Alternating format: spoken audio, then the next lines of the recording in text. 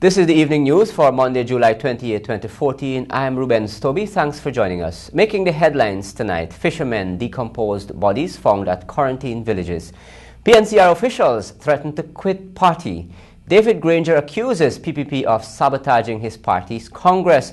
Muslims urged to promote peace, unity during Eid observance, and partitions make demands from GPL. Now for the news in detail.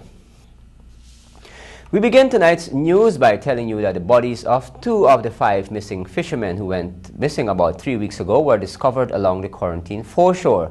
According to reports, the body of Omish Derhoop, 36 of Skeldon quarantine, washed up at the Kildonan foreshore on Monday morning at about 6 hours, while that of Narish Pasad, 22 of number 72 village quarantine Berbice, was discovered at Alness foreshore. In addition, the evening news understands that a 3rd body was discovered at the Adventure foreshore, but the identity was not immediately available. The men who are still missing are Dunanan Ravindranath, 43 of Crabwood Creek, Ramesh Pasad, 19 of number 72 village, and Prakash of Skeldon. The 5-member crew left Guyana on July 10 for their fishing expedition in Suriname, which was supposed to last for 11 days, but after the time had elapsed, family members thought something was amiss. The search continues for the missing men. As the People's National Congress reforms 18th Biennial Congress got underway on Sunday, it was hit with a spate of resignations and accusations of list padding. Jomo Paul was at Congress Place and filed this report.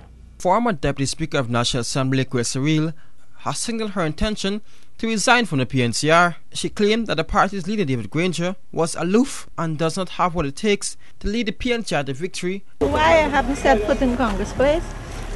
Because I don't like the climate there. And even after today, what do you think needs to be done? What do you think needs to be done to change the party? Why, you can't change unless you have people there well grounded in their ways. People, old staff who do things the way they see. The incumbent always wins, and whether by manipulation or otherwise. And that seemed to be the name of the game. There can't be any fair contest with any aspiring person or anything. So, do you intend to call it quits? I do. Now, I intend to dissociate myself completely. GYSM National Secretary Adel Lady has also said he would resign. Lily contended he cannot be a part of a party that has no respect for democracy. The list that was put to the floor to vote wasn't a list that was scrutinized by the accreditation committee. So it was no verification that the process was fair. And I can't support such an organization that will go into election, that calling for democratic process to be acknowledged in the country, and it is not acknowledged in the party. So I can't be a part of such an organization. In addition to that, I can't be in a party that abuses its leaders. Aubrey Norton have spent years working for the party, and to see members of the GYSM promoting a propaganda that Aubrey Norton is a member of the PPP and the PP financing his campaign and those nonsense, which is not truth. I can't be part of an organization like that. I personally, they attacked me this morning saying, you supporting Aubrey Norton is PP, therefore you PP, you should go Freedom House. Somebody told me that. Who told you that? Members of the GYSM, executive members of the GYSM. No names? I would not want to call a name right now because I have a larger formal company in the party. But Granger has defended himself, saying that the allegations are not true and he would not resign from his post. He challenged anyone with evidence of wrongdoing to come forward and present their findings. No, I'm not an aloof sort of chap. I was having a meeting. I was down with the delegates. I met the delegates when I came in. We had some emergency meetings with Mr. Solomon and Mr. Norton. And on those occasions, I was upstairs meeting with them. So they were as aloof as I was. Reporting for the evening news, Jomo Paul. The People's National Congress reform has accused the ruling People's Progressive Party of trying to sabotage its 18th Biennial Congress. More from Jalicia Pinder. Re-elected PNCR leader David Granger insists that the party's elections process was not flawed. Speaking at a post-Congress press briefing, Granger told reporters that accusations of list padding and election rigging were baseless. The process was not flawed. The process was conducted in an orderly and constitutional manner by the returning officer. There are no grounds for my resignation from anything. The election, my election was unopposed, and we proceeded with other elections. Microphone. Given the claims that the process wasn't transparent by the two opponents, would you, under those circumstances, hold another? We are not prepared to go back unless there is some evidence of wrongdoing, and there's been no evidence of wrongdoing. Up to last night, we were informed by the General Secretary that the Region 10 delegates, the list for the Region 10 delegates had been published, and they were in possession of the chairman of the RDC of Region 10. Granger said that the ruling PPPC party made attempts to mar the 18th Congress, but their actions failed. Despite a walkout by Londoners who attended Congress, Granger insists that the event was successful. We had noticed that the PPP or some other agency with the funds to do so had published whole-page advertisements and in the newspapers in the run-up to Congress, and there were certain statements which suggested that they were interested in seeing an outcome other than what happened today. So that is the evidence that we have to indicate that the PPP was certainly interested in the outcome of the PNC elections at Congress. And I can't recall that it happened in this way before. Aubrey Norton, Granger's only challenger, had dropped out of the race, citing several irregularities in the voting process. He told reporters that he cannot be a part of a process that is flawed. I said to them, I cannot participate in a flawed process. While we had a lot of supporters, you would see when we came out, nearly half of the people left.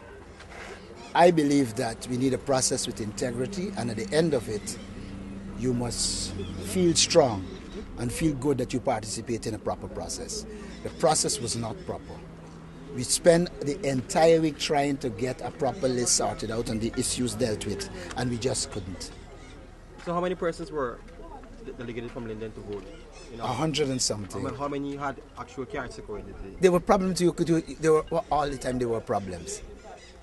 I understand there were 30 other persons, but how many had access to the Congress this morning? Well, everybody got access, but access don't make you deep in. What they didn't have is the required accreditation. Even Sharma Solomon. I can't give you a figure. Basil Williams, Dr. George Norton, Valdo Lawrence, and Ronald Bulkan were all re-elected to their respective posts as chairman, vice chairpersons, and treasurer within the party. For the Evening News, Jalicia Pinder. Meanwhile, the People's Progressive Party, PPP, has outrightly dismissed claims by the People's National Congress Reform that it tried to sabotage the Congress of the main opposition party held over the weekend. Here is Alexis Rodney with that story. At the party's weekly press conference earlier today, General Secretary Clement Rohi said that there are more pertinent things to be dealt with rather than seeking to interfere in the politics of the PNC. Why would the PPP want to? The PPP must be a very influential and powerful party to be able to sabotage a PNC Congress. So, I think that's just politics. Re-elected PNCR leader David Granger had told reporters minutes after the Congress last evening that the ruling PPPC party had made failed attempts to ruin the Congress. Despite a walkout by Londoners who attended the Congress, Granger insisted that the event was successful. Granger had hinted too that the PPP has its ways and means of influencing PNC supporters. Rohi had this to say. Well, I'm happy to hear that. But I've also heard him say that we would infiltrate provocateurs or people like this, to create these difficulties for the party, for his party. But that's a ruse that has always been made. Whenever they have demonstrations or protests, they would always claim that the PPP infiltrated people to, engage in riots and disturbances and looting and so forth. So that's nothing new. The 18th Biennial Congress of the PNCR came to an end last evening amid claims that it was tainted with extensive fraud, intimidation, and bullyism. Granger returned to his post as leader after his two contenders, Aubrey Norton and Sharma Solomon, bowed out of the race. Basil Williams reclaimed his position as chairman. Reporting for the Evening News, Alexis Rodney. Stay tuned to the Evening News.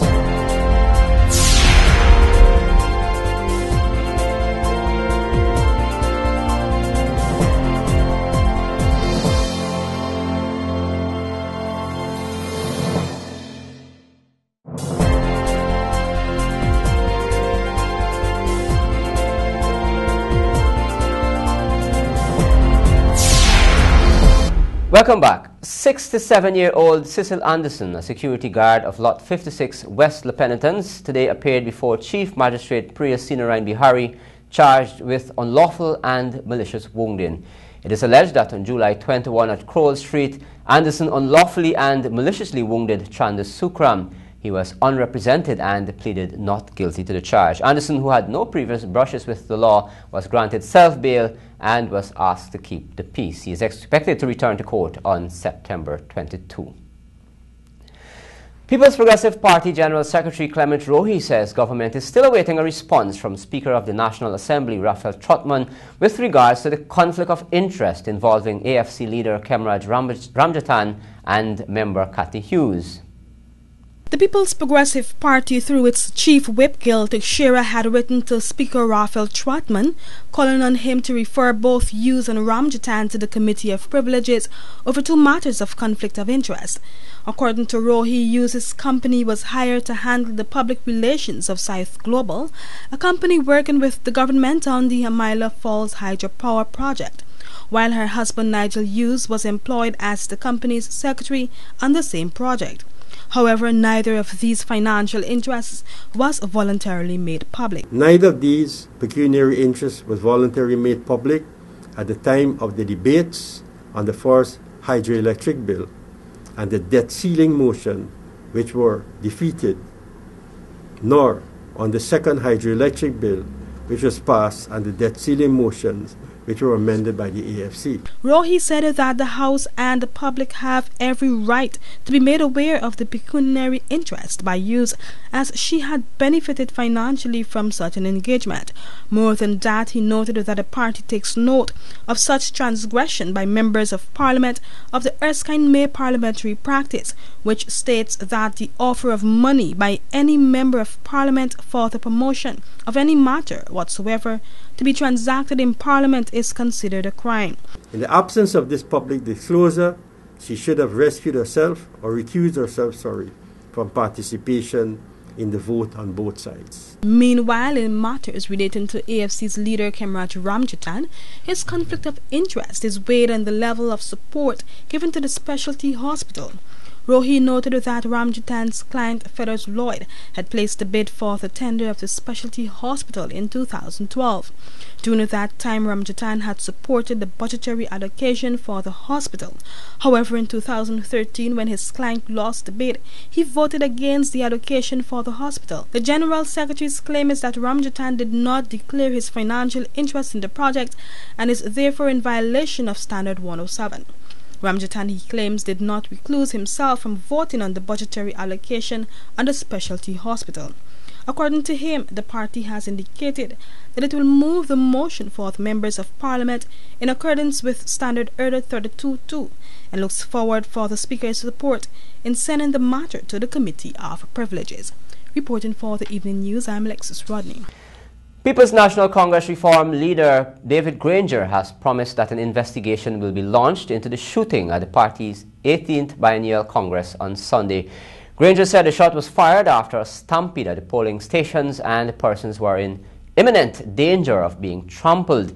The incident has since been criticized by Granger's challenger Aubrey Norton, who said that a gun should have never been used to maintain order at Congress Place. Frustrated over the upsurge in power outages, residents of Bartica Region 7 are now demanding that the Guyana Power and Light Company installs new generators to bring an end to this recurring problem. Details in the Svetlana Marshall report. Stay tuned to the Evening News.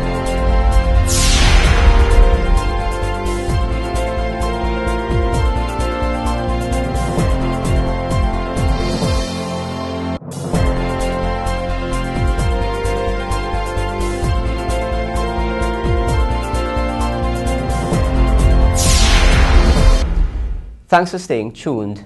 Appearing before Chief Magistrate Priya Sinarayan Bihari at the Georgetown Magistrates Court today was Karamchand Seetal of Lot 263 Company Road, Buxton, where he was charged for unlawful and malicious wounding. The charge read that on July 22 at Kiruru Landing, Coyote River, the defendant unlawfully and maliciously wounded Donald Jackson, also known as Rastaman, causing actual bodily harm. Sital was unrepresented and told the court that he has never been in trouble with the law before. With that, he pleaded not guilty to the charge, granted $40,000 bail, and was placed on a bond to keep the peace. The next court hearing for this matter will be on September 22 at the Kamarang Magistrates Court. Domestic airlines operators are being advised to operate in keeping with the standards and recommended practices of the Convention on International Civil Aviation when landing on hinterland airstrips. More details in this Svetlana Marshall report. The Guyana Civil Aviation Authority, GCAA, has reissued a notice to aircraft operators requesting that precautionary measures should be taken when landing on hinterland airstrips. According to Public Works Minister Robeson Ben, this move was necessary. He explained that recently several aircraft have encountered gusty winds and wind shear conditions that have resulted in damage to them. As per standard operation practice, pilots are being reminded to follow the Visual Flight Rules (VFR) procedurally when operating. Although each aircraft has its own peculiar reaction in response to crosswinds, GCAA's Director General Zulfikar Mohammed said a good crosswind landing begins with a good approach. He explained that the landing phase is very demanding, hence operators should have their pilots comply with the approved procedures in order to maintain proper approach and landing. Operators are also cautioned to ensure that young pilots are taught the necessary skills and how to land safely on hinterland airstrips. GCAA also urged that pilots should be given the opportunity to practice and develop the required skills before launching out into the mainstream. Reporting for the Evening News, Gomati Gangadin. As Muslims around the world concluded Ramadan fasting activities and celebrated Eid al-Fitr, a message of peace and generosity was delivered to Guyana's own Muslim brothers and sisters at the Central Islamic Organization of Guyana. Spiritual advisor and director of education at CIOG, Sheikh Moin ul Haq, who delivered the charge early Monday morning, urged that the Islamic community continue in their ways that were established during Islam. Over the last decade and even more recently, several terrorist attacks in the USA, Middle East, the UK and parts of Africa have been blamed on the Muslim community. Ali Haq said that although it is popular opinion that Muslims are a violent lot, it is up to the brothers and sisters to prove that this is not the case. Central Islamic Organization of Guyana President Fazil Firouz on Friday said the local Muslim community is utterly horrified of Israel's bombardment of Palestine. Central Islamic Organization of Guyana's President Fazil Firouz on Friday during an interview with the Evening News expressed shock at the blatant disregard for human life, saying that the attack by Israel on the Palestinians is horrifying. He stated that the issue is one for the international community as there is not much that the local Muslim community can do. Firouz said that the CIOG and other Muslim organizations are horrified at the scrimmage that is affecting their Muslim brothers and sisters. Are horrified. We are shocked at the wanton disregard for human life by the State of Israel in their continuous barbaric aggression against the people of Palestine as a whole, and in particular now the people of Gaza. He encouraged persons of the Muslim community to keep their brother's country in their prayers. For the Evening News, Jalicia Pinder. As the Walter Rodney Commission of Inquiry goes into its fourth session tomorrow, head of the Secretariat Hugh Denbo said staff members are currently reviewing over 600 documents provided by a foreign government whose embassy had operated in Guyana during this time. Dr. Rodney was killed. Alexis Rodney has details. Although he declined to give the name of the country, he pointed out that its embassy had accumulated information on the activities of the ruling People's National Congress and Dr. Walter Rodney. Upon completion, the information will be presented to the 3 commissioners for further consideration. That evidence may join the list of close to 100 other statements provided by persons who are yet to testify. Since the commencement of the inquiry on April 28, only 7 witnesses have given evidence. The life of the commission was recently extended to September by Head of State President Donald Ramotar. However, Denbo said that the commission may have to be further extended because of the quantum evidence yet to come. Denbo related that this round of the inquiry, which runs until August 7th, will see WPA Executive Takuma Ogunsai and human rights activist Karen D'Souza being cross-examined during the first week. According to him, the Ghana Defense Force is also expected to send officers to present evidence that may corroborate the information provided by former Army Chief Norman McLean, whose evidence-in-chief was interrupted so as to allow for the provision of verification from the Ghana Defense Force. Police Crime Chief Leslie James is also expected to return during the second week with information regarding the investigations carried out into the 7 missing files that were reported at the commencement of the inquiry. The Walter Rodney Commission of Inquiry was established to probe the circumstances surrounding the death of Dr. Rodney, who was killed when a bomb exploded in the car he was sitting some 34 years ago. The People's National Congress government, said to have carried out inhumane attacks on its opposition, had since been accused of using electronics expert, the late Army Sergeant Gregory Smith, to kill Dr. Rodney. Reporting for the Evening News, I'm Alexis Rodney. The Evening News returns after these messages.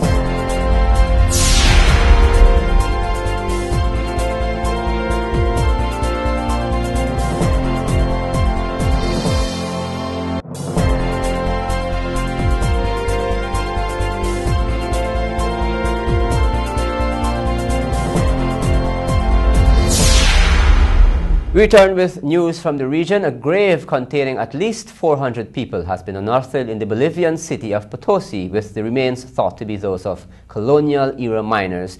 The grave was found by workers carrying out excavations for the construction of a new building. The mine at Potosi became the world's biggest after silver was discovered there by the Spanish in 1545. African and indigenous slaves worked the mines. It is estimated as many as 8 million may have died. The mines at Potosi were a source of huge riches for Spain until the end of colonial rule in the 19th century. The university intervened when it learned that construction workers were piling the bones in a heap while work continued. Internationally, Gaza and southern Israel have seen an upsurge in violence despite a plea by the UN Secretary General for a cessation of hostilities. Explosions in Gaza City reportedly killed 10 people, including children. Israel confirmed 5 of its soldiers died on Monday, 1 inside Gaza and 4 in a mortar attack along the border. 5 Hamas militants were also killed inside Israel, officials said. Israeli PM Benjamin Netanyahu warned of a prolonged Israeli campaign in Gaza, calling Monday a painful day. Mr. Netanyahu said Israel would not finish its operation until it had neutralized Hamas tunnels out of Gaza. Fighting between Israel and Hamas has claimed more than 1,030 Palestinian lives, most of them civilian, since July 8, when Israel launched an offensive attack against Hamas in Gaza after a surge in rocket fire. Let's look at the bridge reports. The Demerara Harbor Bridge is expected to be closed from 5 hours on Tuesday, July 29, 2014 for a period of 1.5 hours. The Berbice River Bridge is expected to be closed from 5:15 hours to 6:45 hours on Tuesday, July 29, 2014. Stay tuned, the sports news is next.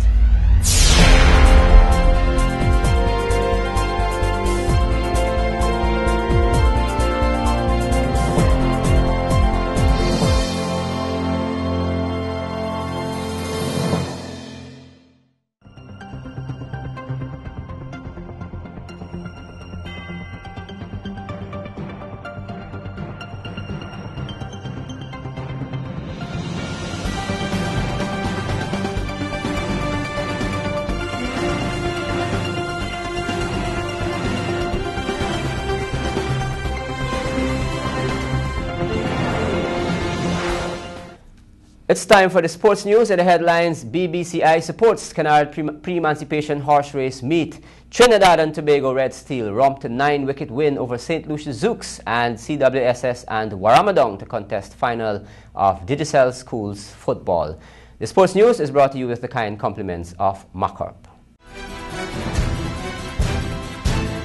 We believe that everything worth building should be built just once. That is why we build on culture, on trust, on integrity. We exist to do more, better, faster, safer. Your success depends on the foundation it's built on. Everything we do is meant to move you forward. Mark on. Let's build Guyana together. We begin with cricket news. The St. Lucia Zouks Miserable Caribbean Premier League 2014 campaign continued as the Trinidad and Tobago Red Steel handed them a crushing 9-wicket defeat. While Darren Sammy's side have now lost all 4 of their matches so far and remain at the foot of the table, this comprehensive victory puts the Red Steel 2 points clear of Guyana Amazon Warriors at the top. Batting first, a number of the Zouks' top-order batsmen made starts before they failed to capitalize and could only manage a score of 136 for 9. A target of 137 was easily passed by Trinidad as openers Kevin O'Brien and Evan Lewis both scored quick-fire half-centuries. Let's take a look at the highlights of the game. St. Lucia, Zouks won the toss. They wanted to bat first. Johnson Charles got stuck in with a few boundaries early on. He loves a little flick, doesn't he, off the hip. And Badri got him stumped. Nicholas Poran took the ball, did the rest. First one down. Van der Merwe came in, played a couple of handsome strokes, notably this one down the ground. And this one went all the way for a maximum. And then Badri, 100th wicket, knocks over the Spiceman Fletcher. Van der Merwe with a little slash to third man. Then chased a wide one and was caught by Badri at third man. Very smart catch, made look easy. Couldn't believe it, Van der Merwe. Les Boris brought some power to proceedings. Smoked it. And then Bravo, the captain, came on, got rid of Les Boris, little chop on. Skipper came in and started to smash a few, as only Darren Sammy can. Lost partners, though, at irregular intervals. Good catch from Ross Taylor to get rid of Willett. Sohail Tanvir came and went for just a single. Badri with another catch. Mervyn Matthew run out hardly in the frame. The big man couldn't get there. Another 6 from Sammy. And another run out. Ray Jordan sitting on his bat handle. And then Shillingford, this is the first of 3 of them. Little flick for 6. Jordan with a slash to third man. Gets a boundary. Sammy dealing in maximums. Should have caught this, Kevin Cooper, but didn't. Jordan's run out, look at him, not even backing up. Run out by miles. Skipper Bravo, too easy. And 46 not out is the St. Luke's skipper. It's all Lewis and O'Brien at the start here. Punching through the covers. We saw some great shots from young Evan Lewis, a real star of the future. Classical shots through the offside, thumped over the bowler's head. He favours that offside and makes use of the fielding power plays, but he's good against the spin as well. He was very quick to score runs all around the ground. Beautiful shot from Kevin O'Brien over extra cover. A 360-degree boundary hit to this young man. And what about this one? 6 over cover, I mean. Unbelievable shots. Yes, then this massive straight 6. And the fun just continued for him. That wasn't parred away. It was about timing the ball. Century stand in no time. That was beautifully done. A typical Calypso cut shot. Then a flick off the pad for a run that gave him his 50. Just a very fine all-round batsman. Really one for the future. This was dropped, this was grass, the sitter was missed. But by the time it was almost as good as over for the Zouks. this was beautifully done. Magnificent on drive. Kevin O'Brien in the meantime just continued playing shots like this, effortless sixes. Flick that was misfielded. And then this one-handed six over long on. Just magnificent striking from Lewis and his partner Kevin O'Brien.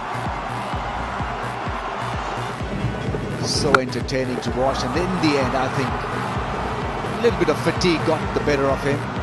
Catch was taken in the deep and he was out for 77. Kevin O'Brien was not out till the end, got a 50.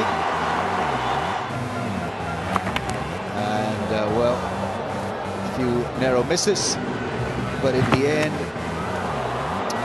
a no-ball wicket. Nothing really working for the Zooks. Overstepping and they are given as a no-ball and a free hit, which was made good use by Kevin O'Brien. Lifted it up in the air for a couple of runs, and that gave Red Steel a magnificent victory. 3 in a row at home. And yes, the celebrations have started.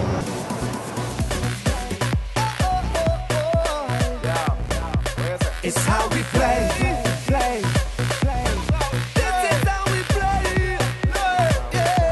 Follow me then. Every ball, every man, every pitch, every fan, every deal, every wicket, every stroke. And the art and soul and passion, and the culture, Caribbean blood. When people come out of Asia, they dream in a unification. We stay down from peace and from stand and in a unification. It's how we play. Yeah. What do we have to do? This is how we play. This is how we play. What do we have to do? It's how we play.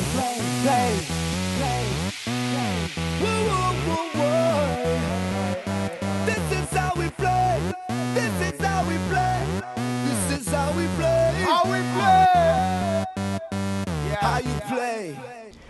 The Berbice Bridge Company Inc., BBCI, has thrown its support behind this weekend's Kennard Memorial Turf Club post-emancipation horse race meet. The sponsorship presentation took place on Monday in the company's head office on Main Street, Georgetown. Rajiv Bisnath reports. Organizer of the event and president of the Kennard Memorial Turf Club, Cecil Kennard, received a check for an undisclosed sum, which will go towards the prices for the J3 event.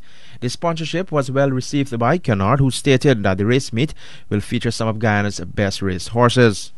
This is not the first occasion on which Berbice Bridge Company Inc.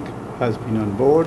They have been with us for several years now, and we do appreciate the help, because as I've been saying over the years, sponsorship is absolutely necessary for the successful promotion of any sporting activity.